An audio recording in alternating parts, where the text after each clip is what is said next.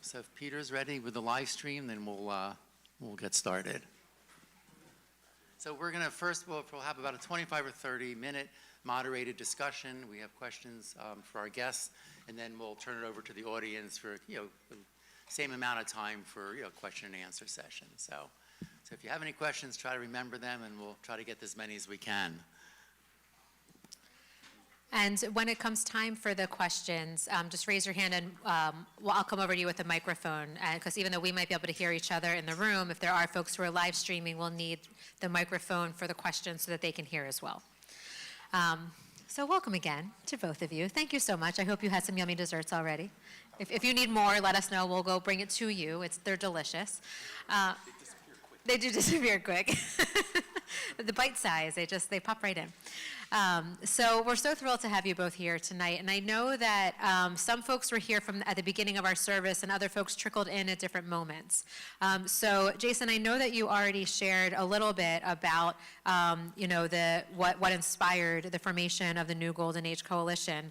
But I wonder if you can give us like a quick recap of that, and also at the same time, perhaps for the benefit of those who may have heard that already, to also let us know how has it been going. Sure. The world has seen a lot over these last few years, but if you haven't turned off or silenced your devices, now's a great time to do that. And yeah, how's it been going?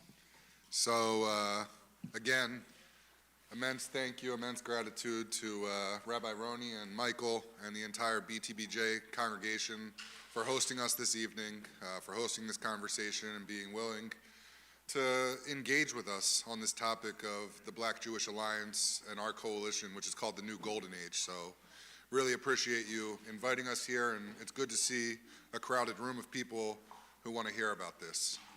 So the New Golden Age started about almost 3 years ago now, and sorry for anybody who was in the Shabbat service, I'm going to repeat some of the story, but to really help you understand where it came from, it was an organic creation.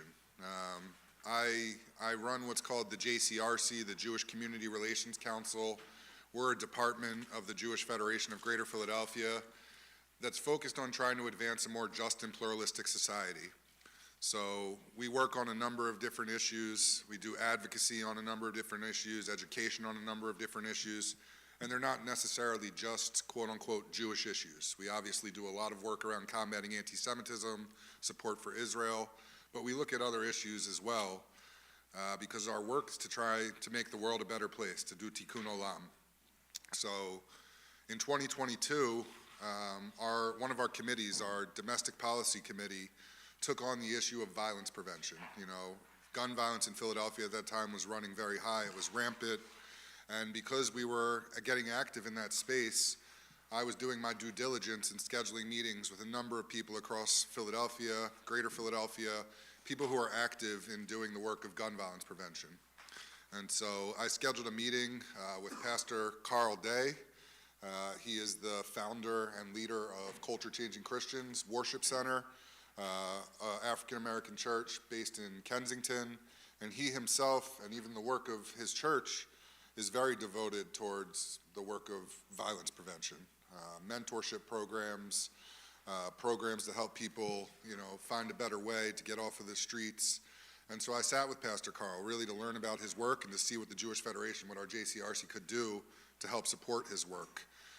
We sat at La Colombe in Fishtown. We scheduled a 1-hour meeting. We ended up sitting there for around 6 hours, and we talked about much more than just gun violence and gun violence prevention. We talked about Jewish history, we talked about Black history, we talked about our contemporary struggles, what our communities were going through. And at the end of that meeting, Pastor Carl looked at me and he said, "How would you feel about bringing our communities together to have dialogue?" And I said, "That sounds great, we can definitely make it happen." And so a few weeks after that, we sat in a conference room at the Jewish Federation of Greater Philadelphia on 20th and Market. Pastor Carl, brought around 7 people with him, so it was 8 people total from his side. I also brought around 7 people with me, had 8 people total from our side. And we sat in the room and we had a conversation. That very first conversation started off with a simple question. We asked everybody sitting in the room to define what it means to be black, what it means to be Jewish, or for those in the room, actually the first meeting we didn't have any black Jews, but later on we added some more Jews of color to our group, and we asked those people, what does it mean for you to live inside a body that is both of those things, black and Jewish? The conversations went well. We started with that conversation. It led to another, and another.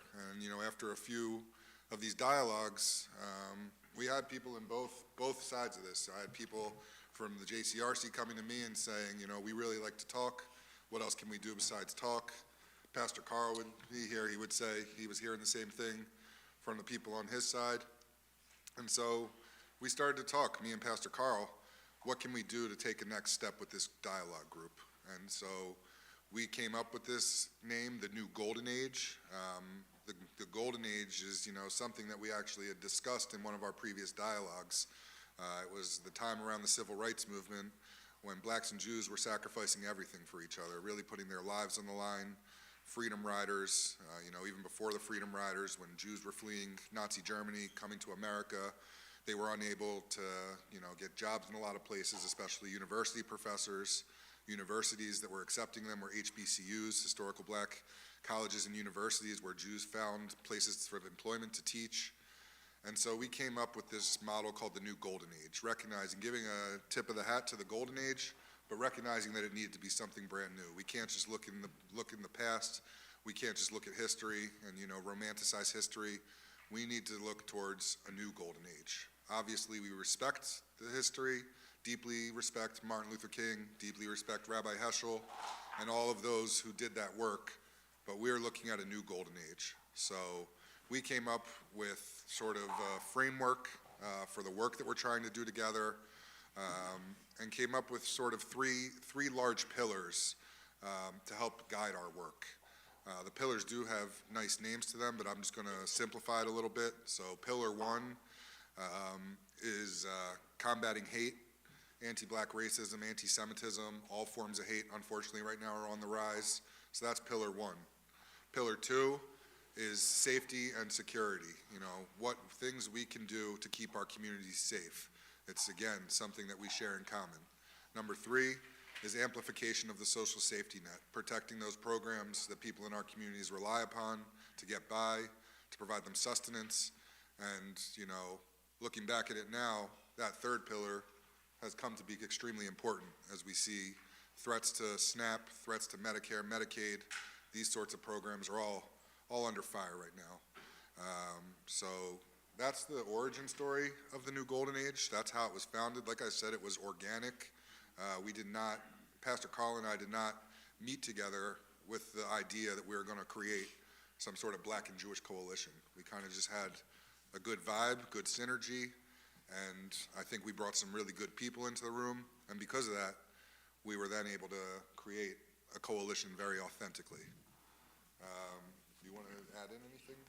I can add a little bit on top of it. So, although I wasn't at the La Column with Jason and Pastor Carl Day, I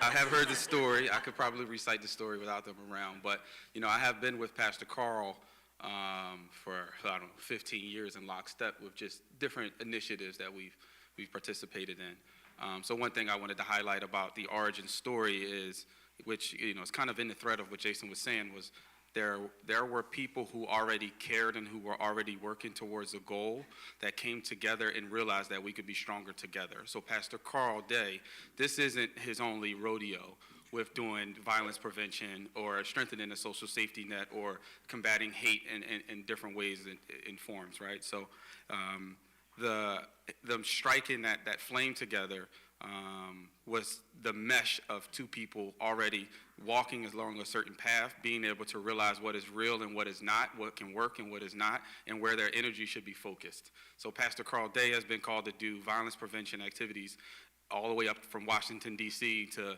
participate and be on every board you can think of in the local Philadelphia area and at the state, right? And he's gotten to the point to where, so he's at that point, but he's also very well connected at the very street level with things that are happening in the street. And his heart is so inclined to do things that actually have an impact and have an impact now, right? really good, deep knowledge and understanding of things that have happened over history. So saying, what can we do to have a good impact now, and what's a real root cause and what will be lasting? And his push for us as a church to come and participate in this for the last 2 years, I think it's a testament of him saying that this is real and this is important, right? That Jason and his team really do have a good heart and really can be good partners and walking in lockstep with this because of so many things that he's been a part of that he's turned down and pushed to the side to make a priority for this. You know, I think that's a big part of the origin story of, like, you know, they didn't just happen to be two people that had an idea and said, here's the only way we can go about it. It was, you know what, there's a lot of people we're all talking to, but here's a really good and effective partnership that we should embark on. Very good, thank you. Go ahead. What the key issues you're focusing on now? I know it's... Yeah, so before we get to right now, I do want to name that the last 2 years of running this coalition have not been exactly easy. I mean, I think everybody in this room has felt the pain and trauma and anguish of everything that's happened since October 7, 2023, when there was a horrific massacre, killed over 1,200 people, kidnapped 252, several thousand injured, and we know what's happened since that horrific day with the war in Gaza, the humanitarian crisis in Gaza, and just, you know, a feeling of hopelessness that many have felt. So I can tell you that October dialogue meeting that we had, walking into it, I don't know how you felt walking into it, but walking into it, I know I was like, I don't really know what to expect. I don't know what's going to happen in that room. And the experience that I had in that room was one of inquiry. You know, people from Pastor Carl's community, from our coalition, really just had a lot of questions for us. And I think that what was really telling to me was that all of us from the Jewish community who were sitting around that table on that October Thursday, we all were feeling a great deal of pain. We all were feeling a great deal of concern. Many of us voiced empathy for the Palestinian people, and still were disturbed by what had happened and felt very strong that Israel did need to have some sort of a response. We did not allow the war and all the misinformation and disinformation that's gone around the war to pull us apart. And we always said that our work was not to be an organization talking about international affairs. We are looking at things here in the United States, trying to advance things here. But the war happening kind of pulled us in a very different direction, because this was a tragedy, and it is the hardest moment of my entire life, my entire career. And I think that for the Jewish community, I think most, if not all, would agree with me when I say how hard of a time it's been. But we did not let the war take us completely off track. So November 2023, we had already scheduled a trip to Harrisburg. Harrisburg is our state capital. As a JCRC, as a Jewish Federation, we often take trips to Harrisburg. We often go meet with our legislators, do advocacy, make sure they know who we are and what we stand for. And our group had come up with the idea that we would go to Harrisburg together. You know, our steering committee of the New Golden Age, we had, you know, come up with a common agenda of different issues that we wanted to discuss with our legislators in Harrisburg, as well as getting a chance to meet. If you don't know, there is a Black Jewish caucus in the General Assembly in Harrisburg, led by State Representative Jordan Harris, State Representative Jared Solomon, and we wanted to have a chance to meet with that caucus. Coincidentally, that trip was scheduled for November 14th, 2023. About 2 weeks before, there was an announcement made around the Jewish community that there was going to be a march in Washington to show support for Israel. Some of you probably went to that march in Washington.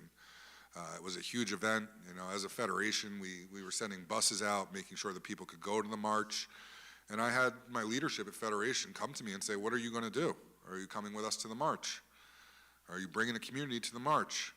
I said, look, we have already scheduled this advocacy day. We're going up to Harrisburg with Culture Changing Christians, with our New Golden Age. And I said, that's what I'm going to do.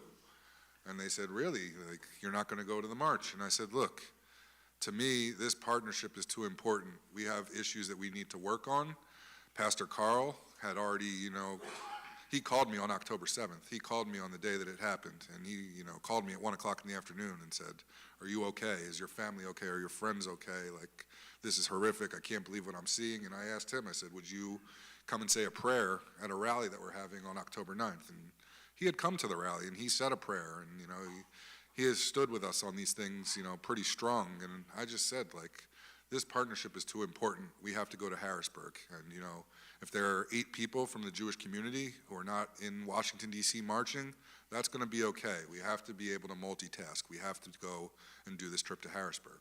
And so we took the trip to Harrisburg. Since then, we've taken a trip to Washington, D.C. We did a 3-day trip there.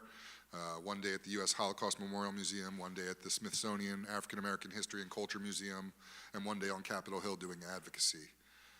We've also begun to open up more to the public. We've started having these town halls. Rabbi Roni and Michael and a few other people here have joined us in Kensington, where we've had discussions about bridging our communities, about the issues that we're facing today. And so I just wanted to fill in some of that, some of these challenges, because this work is not easy, especially when there's these images coming on TV from Gaza of the humanitarian crisis. You see dead kids, you hear stories, and it's, it's not easy work. But we've been very, grateful and lucky to have, created this partnership at the time we did before the war, having multiple dialogues, getting to know each other. I think, one thing that Carl always says is, like, we can't just be allies, we have to be friends. And so one thing that we've been very intentional about in our coalition is not just having transactional conversations, not just looking at this as something transactional, but really trying to be authentic, really trying to get to know each other as people. Some of us have gotten to know each other's families, because, when you're friends with somebody and you're really in relationship with somebody, it's much harder to walk away from than if you just have some sort of transactional relationship that's surrounding, one specific issue. Yeah, I'd like to piggyback off of what Jason is getting at there, and also just speak to why I think the partnership that we develop is so powerful, right? I think word of mouth is probably one of the best testimonies you can give, right? How something changes you. So I would say, even for me, walking into that first dialogue to meet with Jewish people, I felt like I had, and when I look back on it now, I had no idea what it meant to be Jewish, And, we started from the point of somebody drawing a map and saying, hey, this is what Israel is, right?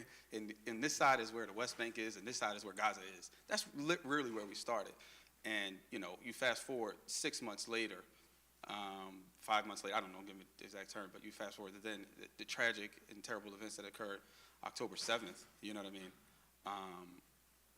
Again, I'm now in relationship with people such that I can walk in that room ignorant as in thinking that there's a thing that happened on the other side of the world that some people somewhere have some connection to you, walking out with, wow, my family is impacted. I am brokenhearted, and I need to be involved. I need to be connected with, right?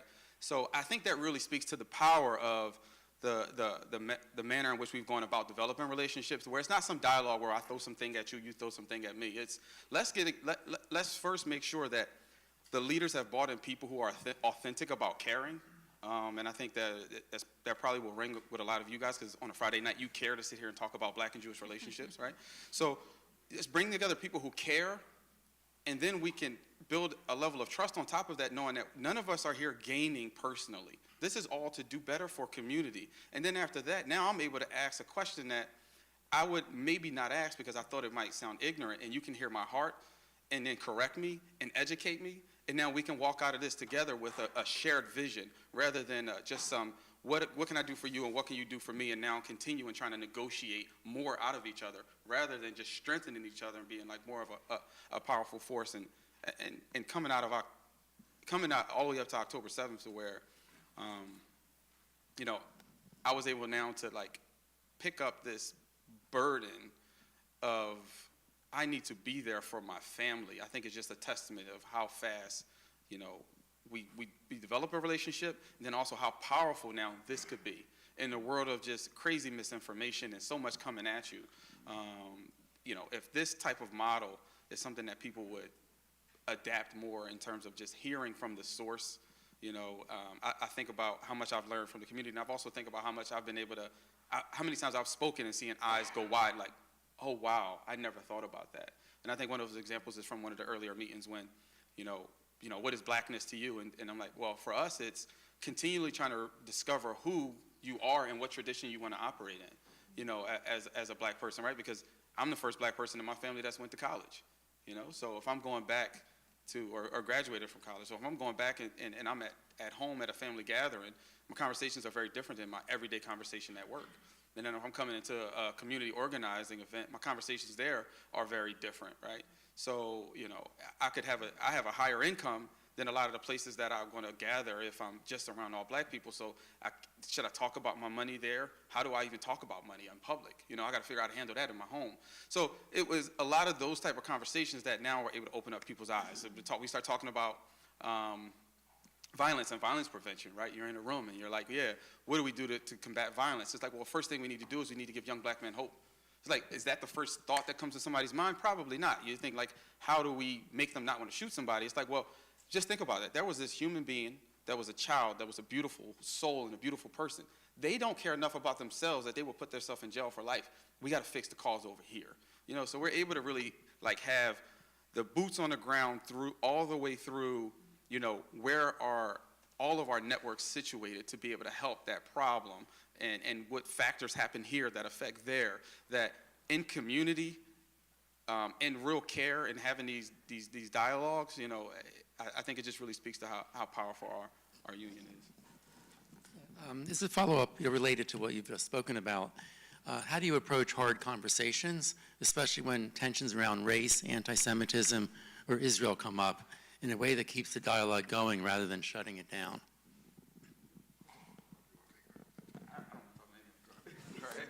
So, I might sound like a broken horse, but I honestly do believe that having a hard conversation with somebody is really, typically it means, how do I go about saying what I want to say and not have them mishear my heart, right? And to be honest with you, we've had some of the most challenging conversations. We've been able to throw a question out on the floor that is just like completely contrary to what we think another person thinks that they should think, right? And I hear your question. This is probably what you think, right? Let me show you why it's a little different. And I know it sounds like I'm just brushing over it, but the relationships that we've built have made it easy, where the conversations don't stop. Our meetings are never on time. They always keep going, and no matter what we talk about. And there's a level of care there that where we have conversations that end up with, there's a high level thing that you won't be able to get in this conversation. Here's a book to read. And people go read the whole book. Like there's a level of care there that I think that once you start building that partnership and that relationship with, I think it's really helpful. I think one element that we haven't touched on, which is huge, I think for me, is that, some of these things you can't just microwave. It's time. And the one discipline that we've had is that we've continued to continue. After, last month, none of us could meet. We all missed the meeting. Attendance was low. Next month, we're still scheduling a meeting. We're still going to keep going. So I think that time that people have invested over and over, coming to the meetings, missing days at work or missing events at night, I think that putting those things into the pot has made it a lot easier rather than trying to just jump in and do a quick fix to kind of supplement your life. We've made this a part of our life and sacrificed parts of our life to make those conversations a lot easier. I also think that one of the key things that I mentioned earlier is that we intentionally have become friends. Like we have intentionally gotten to the point where we trust one another, where we know one another, we know what's in each other's hearts. So even if somebody across the table from me says something that I might not like or I might not agree with, I'm able to look and say that they don't have malintent. I know they don't have malintent, and I hope they would feel the same about me.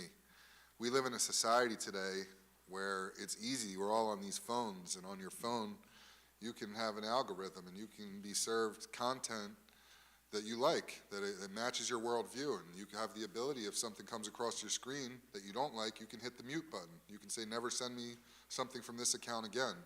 And so many people have gotten into just, receiving things that they like that match their own worldview that they've lost the ability to engage in civil discourse. They've become to the point where they purity test, and if the person sitting across the table for them doesn't match their same exact views, they're going to be quick to walk away.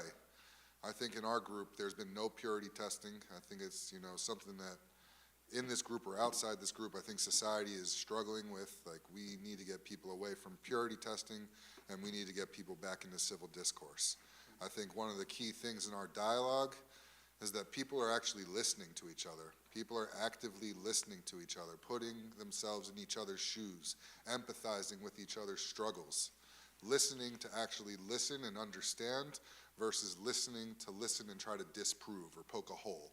And I just think that that is really so key to what you asked me, Michael, in terms of how we keep the dialogue going when things get hot and heavy. It's empathy, it's listening, and it's trying to understand why the person across the table from me might be speaking the way they do, and it's me being able to respond to them to help them understand why I might feel differently and might push back. And it's okay for us to disagree. I would say in our coalition, not all of our 16 members have full agreement on all the issues. At meeting number 1, the map that Clarence is talking about, meeting number 1, one of the people around the table from Culture Changing Christians, she said, I'm not going to ignore the elephant in the room. Where do you guys stand on Israel? Israel has always been a flashpoint for our coalition. And I'm aware that there are other groups around the country that are doing Black and Jewish bridge building work, and they have a policy to not talk about Israel.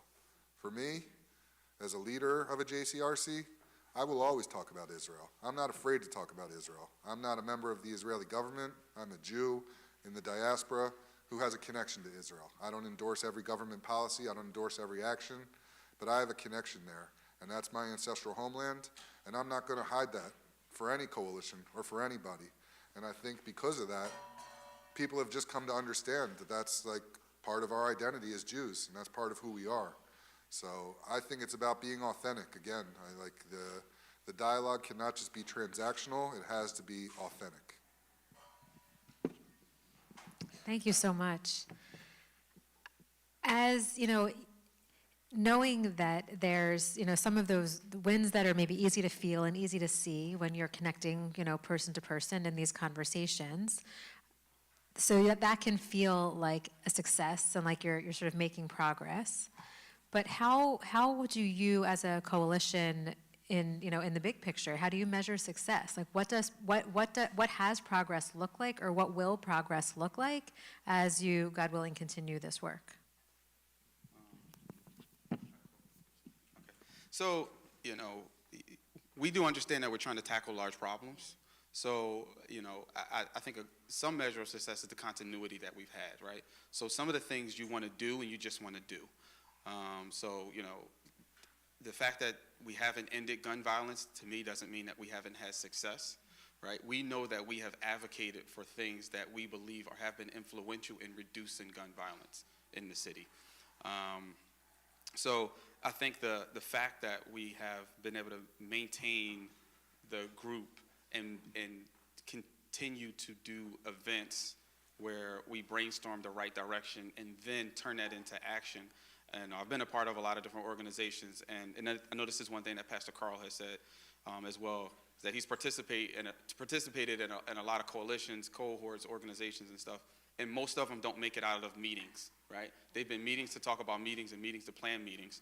Our organization has went and advocated, has on MLK Day, has been in the middle of North Philly and giving supplies to people in the cold, having people lined up to do things. So I think for me, I'm saying that our organization is successful because if you look over the last 2.5 years, every 4 months we've done something that pushes the needle in the right direction.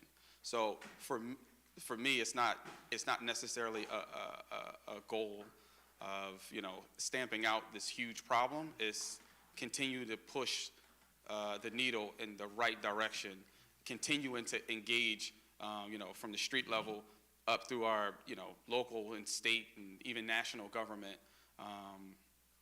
and pushing them in a positive direction, and knowing that we're taking what we know, we're listening, we're hearing each other, we're learning, and then we're all pushing in the same direction. To me, as long as we continue that, I think we're successful. Yeah, and I see very much the same thing. And, you know, a couple of things I would add, we're meeting with high-level people, whether it's the governor, whether it's our Congress people, our senators, different members of the General Assembly. And the more that we can begin to have open and honest conversations with them and begin to come up with our common agenda of what we're really pushing for, you know, then we can start to measure how we're doing in terms of advancing policies that will serve what we're doing well. I think we've been very intentional to not go too fast with this thing. We've been very slow and steady, and that's been a very intentional piece, because you know, this work is delicate, and if you bring the wrong people in the room, you take the wrong action, everything can blow up on you.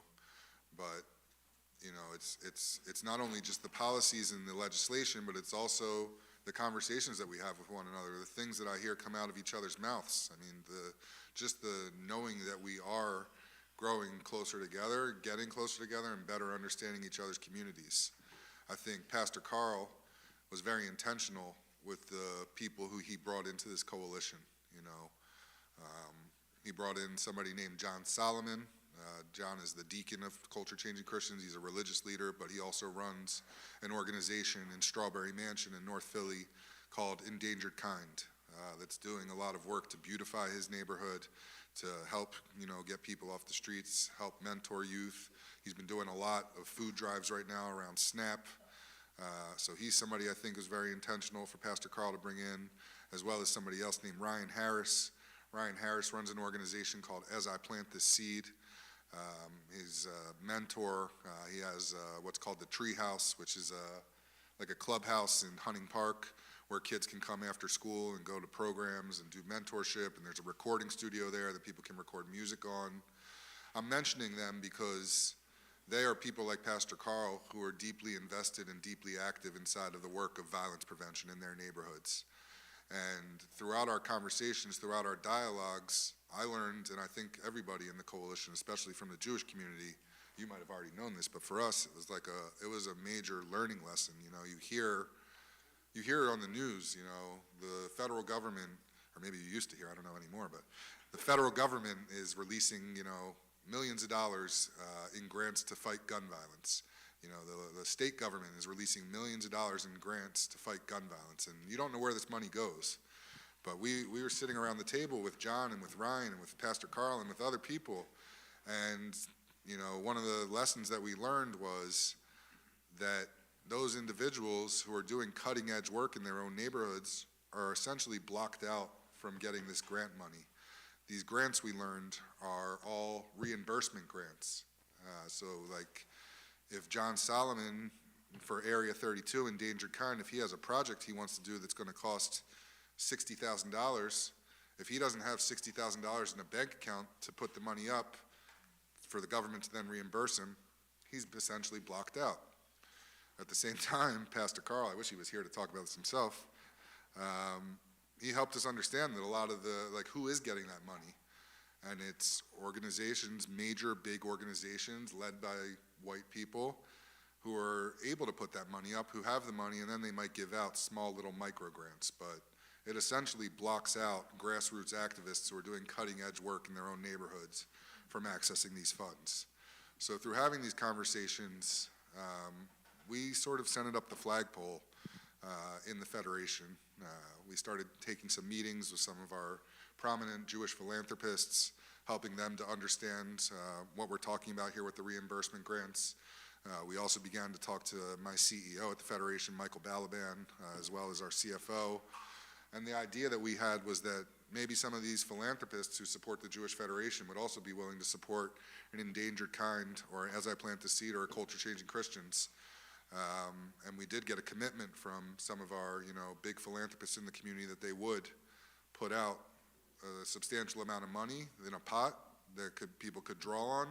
And we got confirmation that the Jewish Federation would be a fiscal sponsor for those groups in order to be able to access those funds.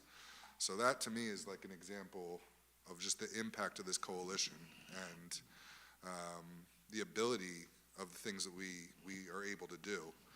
You know, gun violence, I will just say, gun violence is, it's a controversial issue among some people in the Jewish community. There was hesitation for us to be able to take on that work because they're afraid we might do something that's partisan, and we are a nonpartisan organization. But this solution here was nonpartisan. It's not even legislation. It's just simple relationship building, having an agreement, having trust, and being able to help out our friends. So it's those type of activities and those types of conversations that lead to really, really positive results. And so I think that right now, with things being so hectic and so chaotic in our country, and you see the rise of hate, all forms of hate. I mean, the fact that the Coast Guard yesterday all of a sudden decided that the swastika, a noose, and a Confederate flag were not being considered hate symbols. They did reverse it today, but like the fact that that's even happening in our country right now, it shows the real importance of this coalition. And I think our coalition is now more important than ever. Some of the things, some of the statements that we've been putting out, some of the op-eds that we've drafted have really helped to show that our communities are seriously under attack. And I'll just give one more example, then I'll stop. Back in March, we wrote I think it was a statement, maybe it was a statement and then an op-ed, but there were so many things happening that, I got a call from Pastor Carl on a Sunday afternoon, and he was furious. And he asked me, he said, "Did you see this thing about the Freedom Riders Museum?" And I said, "No, what are you talking about?" And he said, "The Freedom Riders Museum in Alabama has been put up for sale by the federal government. They're basically going to sell it off." And I said, "No, I didn't see that." He said, "We have to do something about this, bro." And I said, "Yeah, we do." And we've talked a lot in our group about the Freedom Riders. At the same time that weekend, Elon Musk had put a tweet out that said, "Millions of people were not killed by Mao, Hitler, or Stalin." It's just like, it's ridiculous. And at the same time, the Office for Civil Rights in Philadelphia, which is an office that we worked with extensively around issues of anti-Semitism, that office was closed down. And that's something that impacts both of us. And so Pastor Carl and I said, "You know what, this is the time. Like, we have to write something up." Like, and these types of issues have continued to go on for the past what is it now? It's for the past 8 months since we wrote that op-ed. So I think there are going to be so many opportunities that come up for our coalition, and I think the fact that we have this coalition, it's honestly now more important than ever. One last question, then we'll turn it over to the audience for any questions. What role can faith institutions like this synagogue and others play in strengthening Black-Jewish relationships and supporting your work? You're doing it right now. Having us here, having these conversations, you're doing the work. I mean, in fact, there's so many people here listening to this on a Friday night. It's a wonderful, wonderful thing. Like I said, we've been very intentional about how we've sort of scaled this coalition out. We have started to have these town halls. We have another one coming up on December 18th. We would love to see you all there. But I think build relationships. If there are Black churches in the area, go and introduce yourselves. Send somebody out to go introduce themselves and make a partnership. Create a partnership between BTBJ and another institution in the area. I think that could be a good next step. But you are all definitely welcome at any of our programs. We will be having a town hall, and we will also be doing some service coming up, because in addition to the town halls, we think it's really important to be out serving the community together. Yeah, I don't think I have much to add on that, but more caring and more caring people that just join and participate. It could always be helpful. Thank you already for you guys having us tonight, for your leadership and pushing people in the right direction. I will say that, like, for me, my faith is the most important thing in the world to me, and my faith is what drives me to want to do right by the community. So, I think just us walking our faith and seeing this, if God is tugging on your heart as a way of fleshing out your faith, just being obedient to it. Can I just, question? No, I just wanted to add something to what C and Jason said.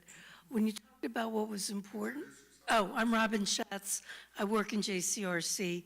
I'm supposed to be reporting to Jason, but as Michael says, nobody tells me what to do. But one of the things that is so critical about this partnership is that, he's laughing, is it's not just the allyship, it's not just the friendship, but I would have to say, of our core group of 16, we look at each other, first of all, we trust each other. I trust C. I would do anything for him and his family, the same thing for every other member of our coalition. So it's not only the trust, but it's also, I can't stress this enough, we've really become family. Thank you, Robin. Can't move quickly, but I will get to you. We need somebody else who's not limping to distribute the microphone. Thank you both for coming to BTBJ tonight. It's a real pleasure to hear both of you speak about something that you're so passionate about. What's the matter? Stand up. Hi, everybody. My name's Josh. Thanks for coming. So today I went to work with my dog, and we were walking around City Hall. And I don't think it was one of you two guys, but maybe it was one of you guys who came up to me and said, "What do you think about gun violence?" So, like, do you guys do that sort of thing? Like, when you're talking about grassroots, are you out on the street asking people for nothing like that? So what's the grassroots work that you're doing then? So, so one of the something I'm probably most proud of my pastor and my church for is a program he has called Beat the Block, right? So what Pastor Carl did is he said, we keep telling people to not participate in gun violence. We keep telling people go get a job, you know, and there's a lot of people who, you know, based off maybe previous decisions or maybe their environment or just don't have the know-how or just don't have the hope, they don't really know exactly how to flesh that out, you know. And if I tell this person who may be selling drugs to buy diapers and feed his daughter tomorrow to just stop, right, but I don't say anything else, he's like, what does that mean to them? They don't understand what that means, you know? Like, they are the provider, and there may not have been another example on how to just stop that and change lanes quickly. So he developed a program for young men that he called Beat the Block, right? So his plan was to provide them a better option than doing bad things on the streets, right? So he brought them in-house, and it was a 7-week course. They come in every day, and he put money in their hand during that time so that they can cover their expenses while learning and developing. He taught them entrepreneurship. He has some of the biggest names I've even seen, somebody at a pool just based off his relationships come in and speak about what they do and how it could relate to some of the kids. He even has grants, not some of the kids, I'm getting old, I'm calling 20-year-olds kids, but even providing grants if they come up with good business pitches and business proposals, and just teaching ways out, saying, hey, if you don't know what you can do, here's a way to get a CDL license. You can start from this tomorrow, right? So coming in and just pouring into them, and a lot of the feedback that I've gotten, and I've actually went and talked to one of the earlier cohorts, some of the latter cohorts, the names got bigger than mine to come in and speak to them. So he would even bring in popular or artists or something like that who are making millions of dollars, because it's, sometimes you need that credibility to register with them, and speak to them and pour into them. And one of the big things that you will hear from when they do some of their exit interviews is like, he really taught me that, like, I'm worth something, I'm valuable. They showed me that I can make better decisions than this, and how to do it. I knew that wasn't for me, but X, Y, Z, or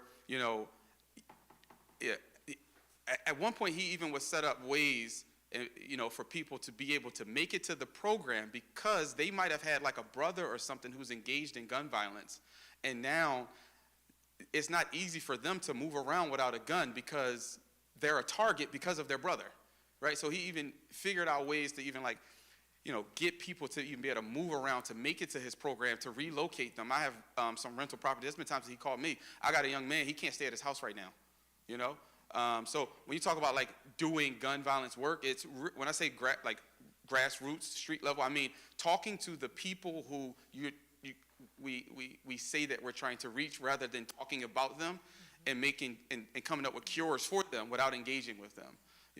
That's the type of work that we've been doing. So to even answer your question even further, not exactly what you said, but something that Pastor Carl has been very adamant about saying recently is like, we have to be innovative, we have to find solutions that work, and we have to be thinkers. He's a big thinker. He said, and that's why you're not going to catch me at a march. I'm not marching. I'm not out here to just wave signs and just be marching. You know, there's a lot more effective solutions that can be done. So it's not your average, I feel convicted based off what I see on the news, let me go do the thing that I think I should do. It's let us sit back, do real root cause, and do real corrective actions, right? And try to save as many lives as we can today, while also, you know, making bigger changes that would, you know, change trajectories of those to come.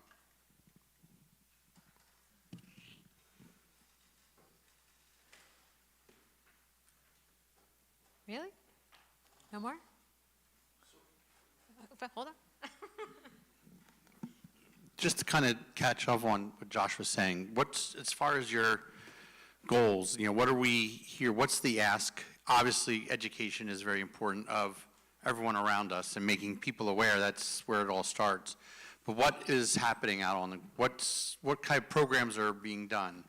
You know, are we getting, are the two groups trying to get people off the streets? Are they trying to get them into homes outside of, or you mentioned a program of education and trying to get them into training, or you mentioned something about a CDL license. Where's all of this start? How can we all help? So, I mean, a couple of options. I mean, I don't want to speak for our leadership because I'm here as a replacement press card, but, you know, joining us would be good. We have town halls coming up, right? So when we have town halls, we come in and we say, you know, this is what we're thinking. This is what we think we want to do. Let's talk about it, and then let's make this plan of action, and let's get to it, right? So, you know, joining, I think, a town hall, I think would be really good. And then you can kind of see if this is a community for you, right, for you to flesh it out. I think us just talking about it out loud, just kind of spread the message and seeing how powerful these relationship building could be. I think that's just another part of us being here. Any other answers? I mean, what I will say is that our overarching goal is to start a movement. Is to start a movement around this entire country to bring the Black and Jewish communities closer together and to restore that alliance. You know, there was a lot of amazing work done by people like Martin Luther King, Rabbi Heschel, but a lot of that work has fallen by the wayside over the last 30 to 40 years. So there's a lot of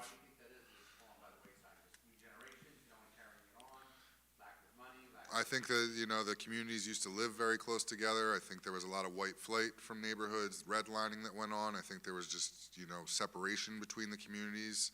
There was a feeling that, you know, when I grew up in this country, I grew up thinking that these issues were solved, that, you know, since 1964, since the Civil Rights Act was signed, that everything was all good. So I think there's some of that involved.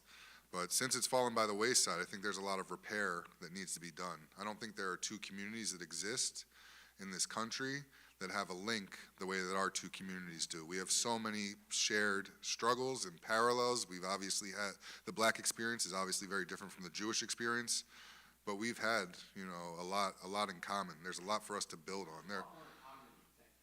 Yeah, exactly, that's what I'm saying. There's a lot for us to build on. There are no two communities that have a link historically the way that our two communities do. So we're really, that's our goal, is to try to rebuild the bridge. And, you know, we're still trying to come up with that common agenda of what our exact ask is, but we know the direction we're moving, and the direction that we're moving in is to really restore the alliance.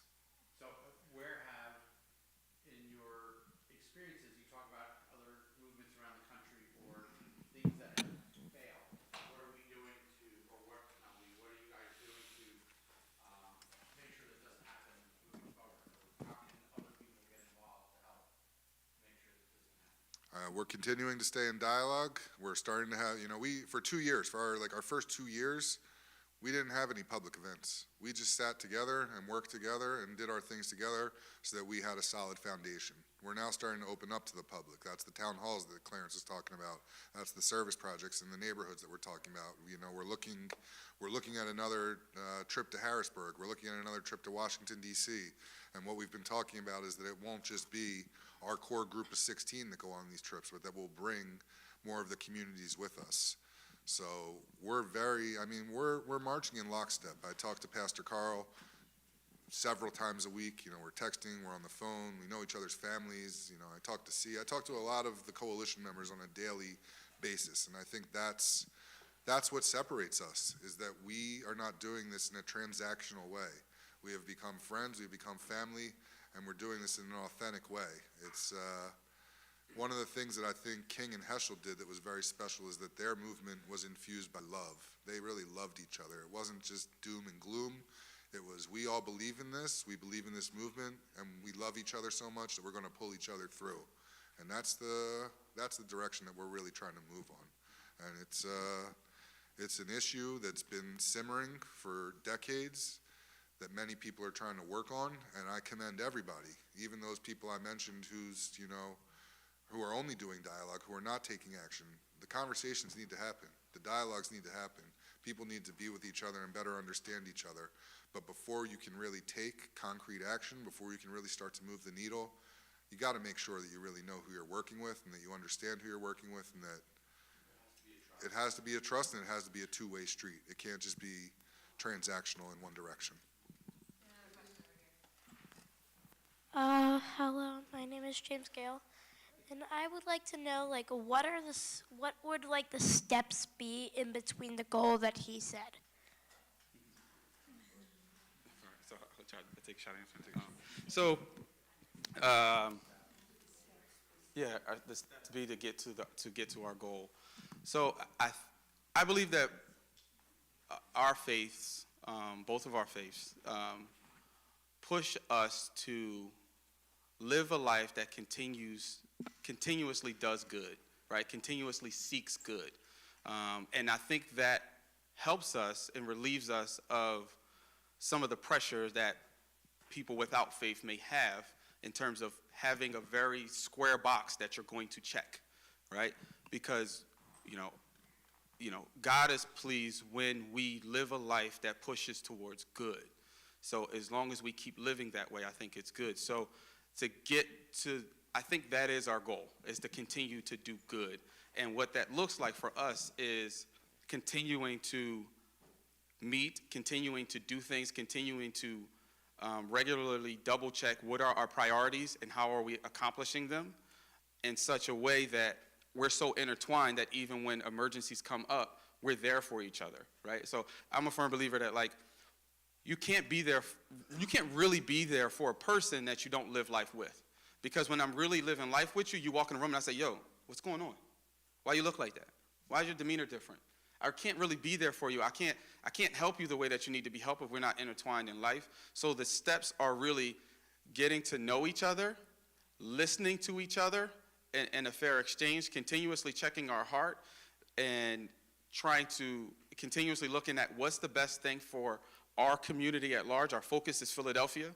And what's the best thing for us to do to better the Jewish person's experience in Philadelphia and the black person's experience in Philadelphia. So it's to get to know each other, to meet, and to continue to meet, and to continue to make sure that we are taking the actions that come up rather than just pontificating and, leaving it there.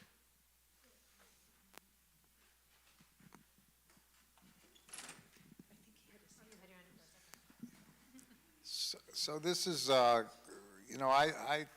big issue to me with the direction of the country is that our democracy is being attacked. And, I think any time this country is anti-immigration and is attacking people of color and difference, that calls for this kind of a response. My question is, how do you feel when you look at these big issues that you're really, making a difference? And how do you grow? So that is one. So I really can't applaud our leadership enough between Jason and Pastor Carl, right? In terms of having the foresight to say, here's how we need to come together, here's the things that we need to look at, and here's how we need to focus, right? So there are very large issues, and we come in and we talk about what is on our hearts. There'll be an agenda, but we'll always open up with how is everybody doing first, and that could take over the agenda. So we always come in what's on our hearts. And then when we come in what's on our hearts, it always leads to, well, what can we do, right? So that allows us to have a really good focus and make sure that we turn to action and we don't stay into pontification, even if it means we vent about the things that we can't control and then move on to the things that we can. So we try to focus on things that we can control. So there's been an emphasis from the beginning on our focus is Philadelphia and the lived experience in Philadelphia. So if there are people, let's say there's a person that's going through a particular plight that they are in need, we can easily separate that from being partisan, and we can say, well, what is their need? What are they going through, and what can we do for them? You know, if they're hungry, when and how can we get them food? And are there other people who are hungry if they're hungry? You know, if housing is the need, what do we need to do to advocate to get them housed? And matter of fact, there's a systemic issue here in Philly. What legislation is going on that we can kind of push forward to help that? Or who can we talk to try to create some of that legislation to fix this problem? Because this isn't the only person. So while we get off what's on our heart, we talk about everything, you know, we always try to make sure our conversations, the meat of our conversations, we get back to what are things that we can do to help this community at large. So I don't know if it's a non-answer, but it kind of gives that flavor of what, yeah.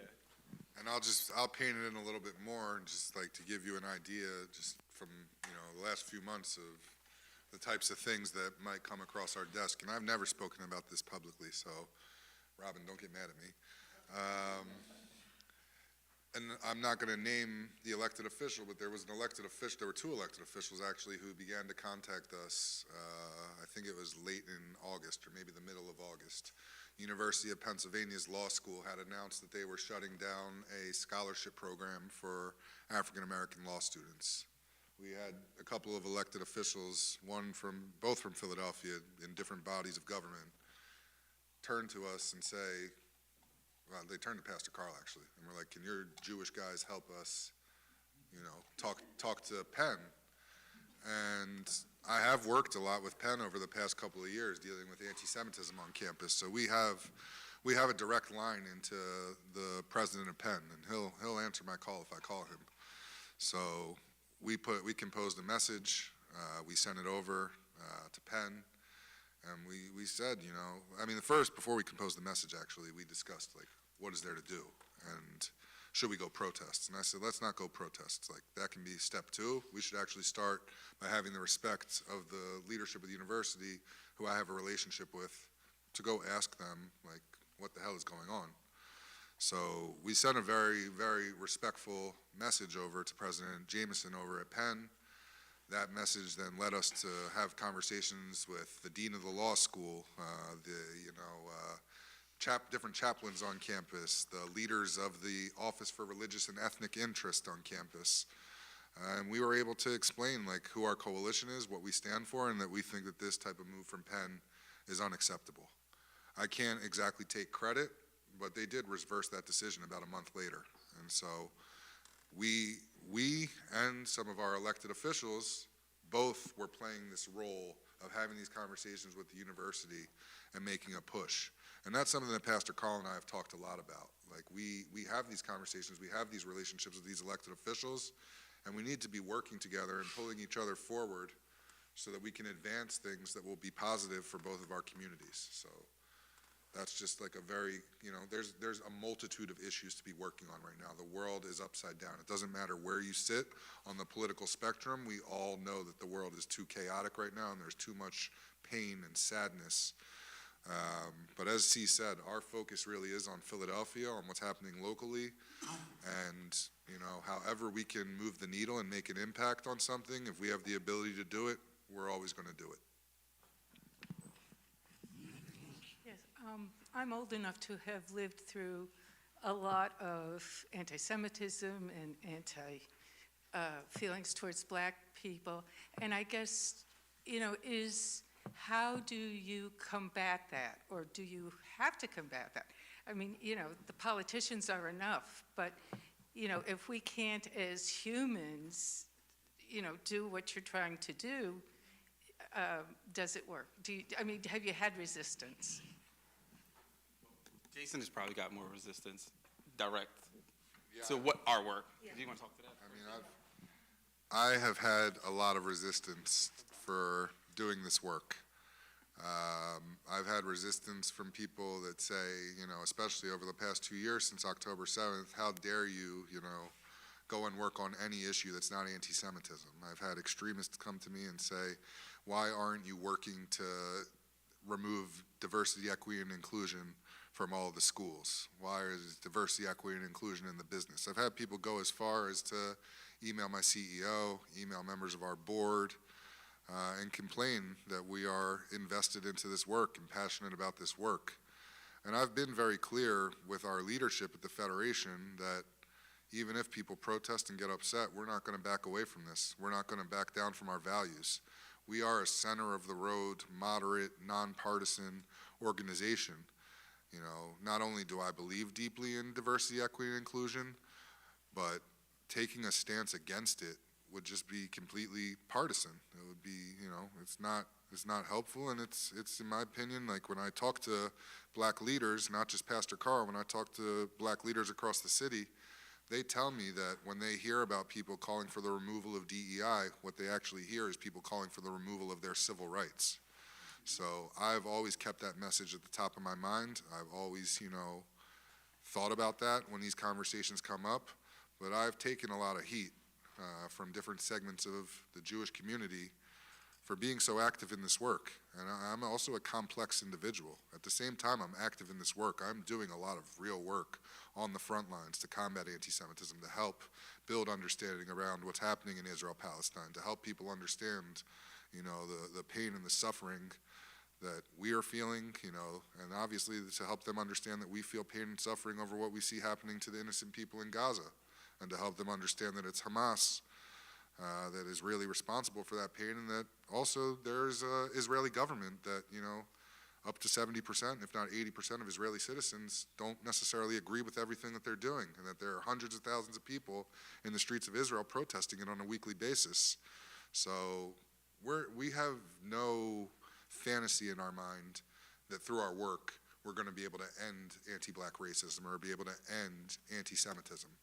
I think both forms of hate are always going to be with us, unfortunately. I don't believe that we will ever reach a world, unless maybe the Messiah comes and saves us all. But in this type of world that we're living in, I don't think we're ever going to have a society, unfortunately, that, you know, there's not a segment that is hateful. But I think that through these conversations, through these dialogues, we can build more understanding, we can offer more education, and we can try to pull people out of that cycle. You know, I've watched so many people over the past couple of years in the Jewish community get traumatized, and I've been traumatized myself, but I've watched people let their trauma take them down really, really dark rabbit holes, and, you know, take on really extremist views that I don't think make us any safer or make us, you know, any stronger. I believe that, you know, we all need to embrace the complexity of what it is in this human experience that we're going through.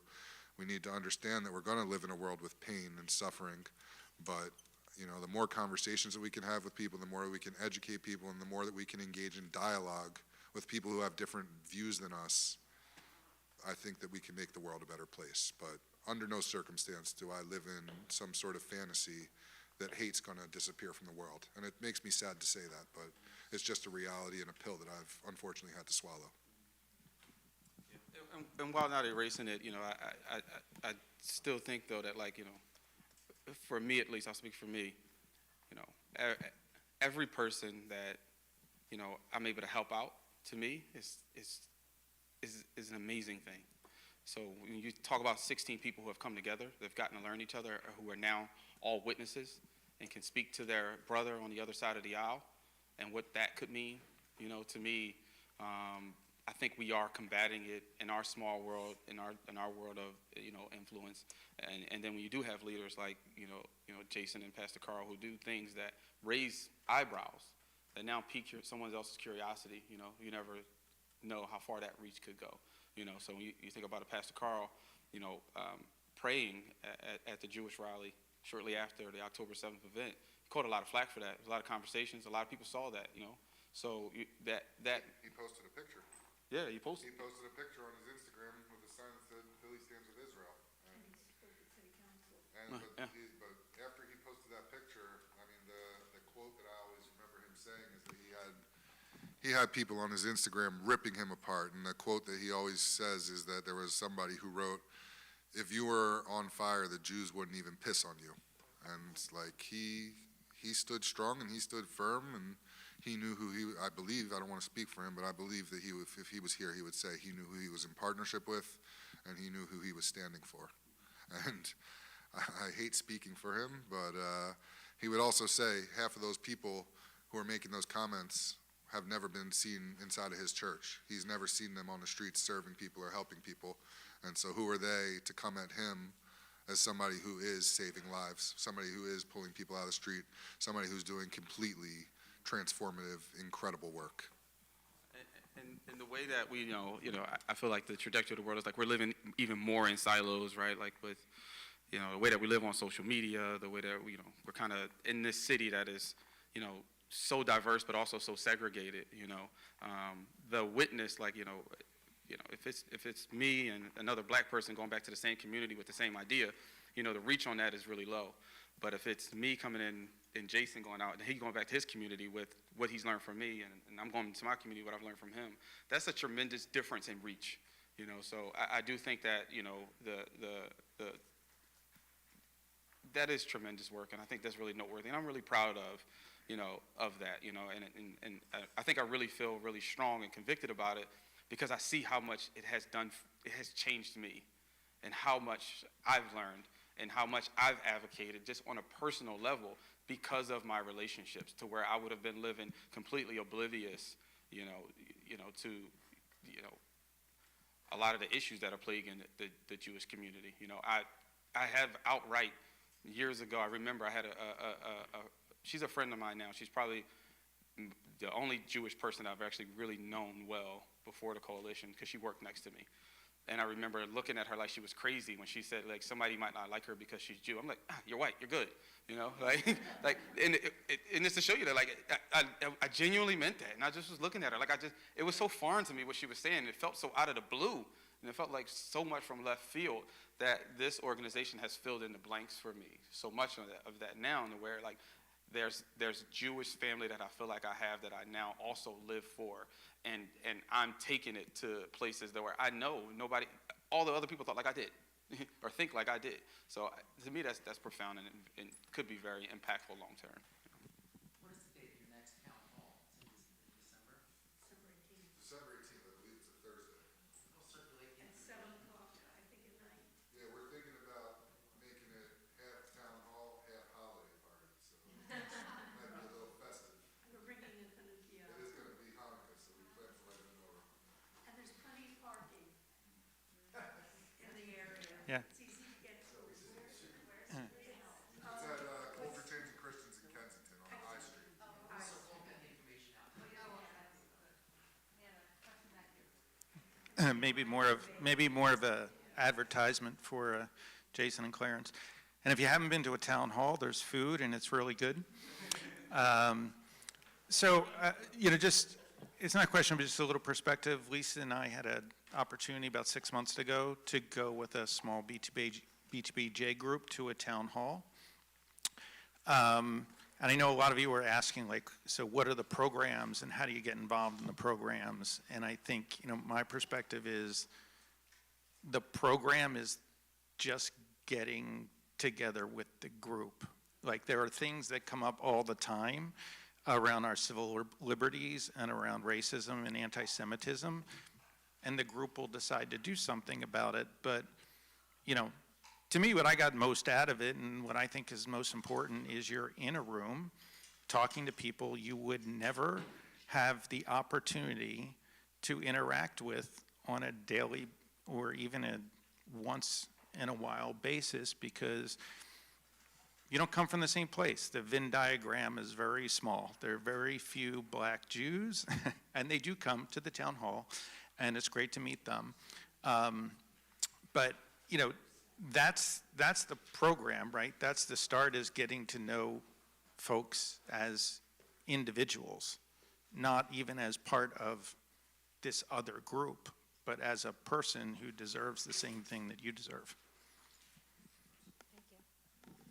So I'm recognizing the time, and so I'm thinking that maybe we will just take the remaining questions of the people who have hands, and we can put them all into the pot, and you can have some final words to try to address as many of them as you can? Okay.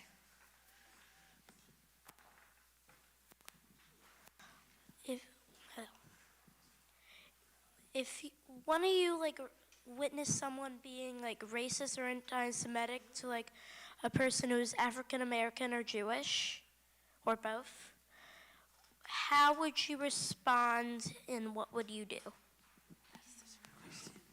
That's a really good question. Wait, I want to get, did you have a question also? You're good? Okay, all right, great. Oh, wait. Oh. Sorry, what was your name? MJ. What is the next step to helping the community? What is the next step to helping the community? Next steps. So answer what you will. All right. I'll start with yours. I think you raised a good question. Like, what do we do if we witness something? For one, another great part about this group is it's also taught me to even be able to better recognize anti-Semitism, right, beforehand. So depending on the situation, it is what I would do. If there was someone being anti-Semitic and doing physical violence towards Jason, I'm close enough to him now that we would just be throwing hands to get him off of him, right? If it was something where somebody needed to help getting out of the situation, I would quickly get him out of the situation, because I realize you can't fix the world, and a lot of times, you don't really want to waste your time, words, and energy on people who are not ready to hear and accept what you have to say. So depending on the situation is how I would handle that. And the next step to helping the community, I would say, the particular community and the particular problems that we're talking about tonight would be attending the town hall on December 18th. So we can talk about and select the next best actions. Yeah, definitely come to the town hall if you're available. And the only thing I would say in addition to what Clarence said is that I always, if I hear something racist or anti-Semitic going on, I try to use it as a teachable moment. I'll try to help the person understand. Like, I might ask them, why did you say that? And hear what they say, and then I might say something like, do you know how hurtful that is to certain people? Like, that could really hurt somebody like my friend Clarence, and that's like really trying to educate people and help them understand that their words can have an impact and that they could have a negative impact, and we don't ever want to make somebody feel bad or lesser than. We're all humans and we deserve dignity and respect. So I will always use those opportunities to educate and have a teachable moment. So given our last two questions, I just have one more, which is, are kids invited to the town hall? And if that's not the place for them to be able to come and continue the conversation, are there other initiatives that we have started that would really bring them together on a more regular basis? So kids are definitely welcome at the town hall. I know you bring your kids sometimes. Excellent. I know other people bring their kids. Pastor Carl brings his 6-year-old daughter sometimes, and his son sometimes. So yeah, kids are always welcome. We have not started any sort of youth initiative, but it's a wonderful idea. All right, let's get it going. So my final question is, you mentioned at the beginning that one of the most important things, you can't tackle the big stuff if you don't have hope. So what is bringing you each, separately or collectively, hope in this moment to be able to keep doing that work, and how might that, give the rest of us hope as well? So one thing that I've already mentioned is probably what gives me the most hope is honestly looking at myself and seeing how far I've come and seeing how much I've learned and see how much it's changed my heart and inspired me to action. Makes me feel like if other people can get this too, it's very similar to my faith, right? You get it and you're like, I got this good thing. Like, other people they should know about this. You know what I mean? And I see how much it can change I can see how much it can change my life. So I can see how much it can change the world. I do think that this is a collective for people who care, and this is a collective for people who want to move the needle and do good for community. If it's, if people don't care to do for others, it won't matter for them. But seeing the net positive results that we've already had in the community, the relationships that we've built, and then also just seeing how the model, how that model that Jason and Pastor Carl started off has taken me from a person, you know, who would just hear something happening about Jewish people to just something happen, you know, to somebody somewhere else, to now saying, you know, being able to piece that together and looking for, you know, and being able to understand what I'm hearing and seeing how I can help and be a part of it. In the same way that when I hear things that affect my community that I know deeper levels of, you know, I can hear it differently, and how I can help and I can be a part of that. So that gives me hope and motivation to continue. Yeah, the first thing that came to mind, to be completely honest with you, when you asked that question, I became a father 16 months ago exactly today. So when I look at my, thank you, when I look at my little son, Sonny, he motivates me to do this work, to fix this world, because I don't want him to grow up in such a broken world. But it's also, I'm a very lucky person that I get to have these kinds of conversations, I get to have these kinds of talks, and then I get to be in conversation with other influential people that are trying to make the world a better place. So it is hard to find hope these days because things are so dark and chaotic, but it's really my son and my family that leads me to stay motivated, and it's these types of conversations and partnerships that we have that really make me feel hopeful for the future. And we've seen in the short period of time, the last few years that we've been doing this, we've seen that it can work. So I am hopeful for the future, and I know that we've got a lot of work ahead of us. I think it's going to come down to education. And I think getting to kids, obviously no one is born with heat when they're born, Yeah. Yep, but it's learned somewhere along the way. absolutely. Yeah. I came from, my wife and I moved here a year and a half ago from a pretty affluent Seattle community. And I never would have expected my kids to have the anti-Semitism that they faced going through high school. And it was incredibly painful for us. I'm sorry. And it's unfortunate because this was a community you would never think this would happen in. But it happens in every community. And it certainly opened my eyes to it. You know, one of the questions I wanted to ask was how young, or how you answered that with not having a youth program, but I really think that's where it starts. We have two young gentlemen here who are interested and involved and ask questions and are tentatively listening. And if we can affect them, they can affect their generation. You know, when you get a person who's 60, 70 years old, the tiger doesn't change its stripes, and they're not going to change. Maybe they'll change their ways. Hopefully. Hopefully, but, you know, and somewhere down, it's not. Yeah. I will say, Clarence, one of the things that my kids did, I've learned about it here in the Philadelphia area, is Philadelphia has a city rowing program. I'm not sure if you're familiar with it. It's called PCR. It's open to, it's free. Our kids rowed where we live on Bainbridge Island. Yes, rowing has been considered a sport for the elite, but it really is not. And this program here in Philadelphia, it's free to all the Philadelphia public school kids.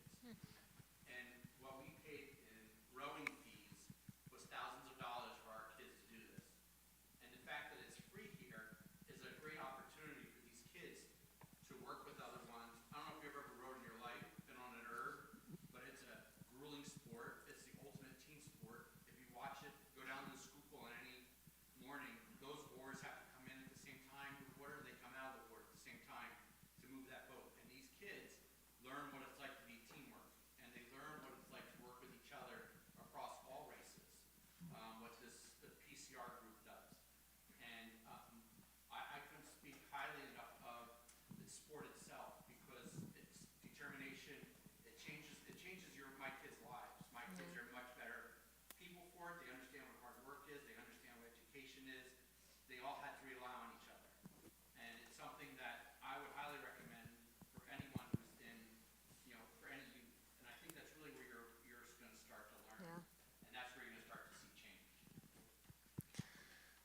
So we all have to join them on December 18th with our children so that we can be a part of making that change for not just this generation, but the next generation.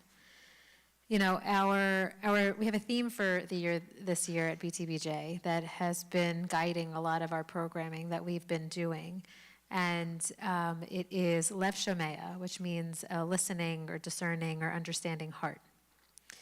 And the way in which we exercise that and the way in which we strengthen that and practice that is through storytelling. And it is both the act of sharing one story, but we also need to hear one story, really listen deeply and, you know, with presence and as attentively as this group has been for us tonight. And to allow us both to be transformed by it.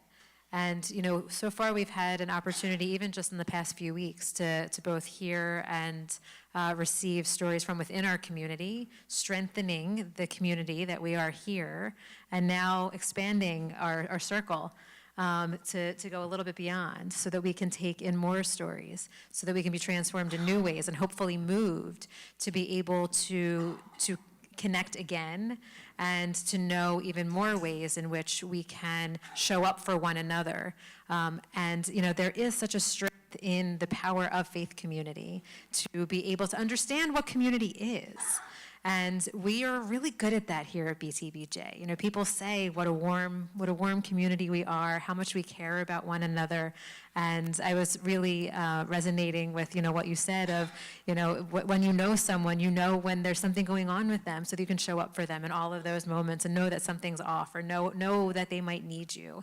And so I hope that all of us, because we understand what that means for each other here. And I hope that you all will be moved also to think about what that might mean beyond our walls, and to begin to take some of these steps to reach out a little bit further, to hear more, to share more of yourselves, and so that we can be a part of bringing more hope and making more change and being a part of that change in our city, which is so needed.